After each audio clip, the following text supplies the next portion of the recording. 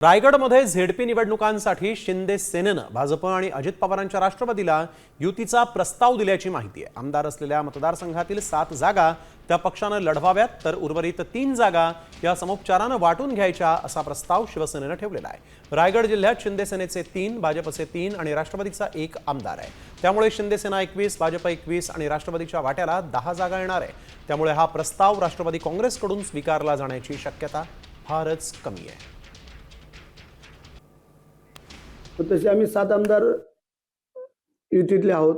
मग त्या युतीतल्या आमदारांना जर प्रत्येकालाच वाटत असेल तर मग हा फॉर्म्युला होऊ शकतो 8चा काय 8×7=56 आणि प्लस 3 आहेत एक्स्ट्रा, त्याचं बघता येईल काय करता येईल। परंतु आजची जी वस्तुस्थिती आहे ती अशी आहे, 3-3-1 असं आमचं संख्याबळ आहे।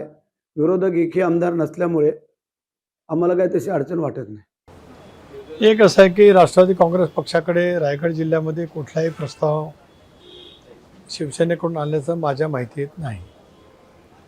त्यामुळे ज्याने कोणी सांगितलं असेल तर त्यांना विचारलं तर त्यांच्याकडनं प्रश्नाचं उत्तर मिळेल। तर शिंदे सेनेचा नेमका प्रस्ताव काय आहे पाहूयात।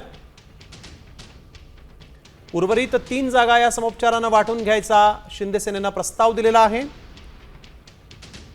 जिल्ह्यामध्ये 7 विधानसभा मतदारसंघ आहेत। शिंदे सेनेचे 3, भाजपचे 3 आणि 1 राष्ट्रवादीचा आमदार आहे। शिंदे सेना 21, भाजप 21 आणि राष्ट्रवादीच्या वाट्याला 10 जागा येणार आहेत। आमदार असलेल्या मतदारसंघामध्ये त्या पक्षानं 7 जागा लढवाव्यात। आता isakal.com आहे देशातील नंबर 1 ची मराठी न्यूज वेबसाईट।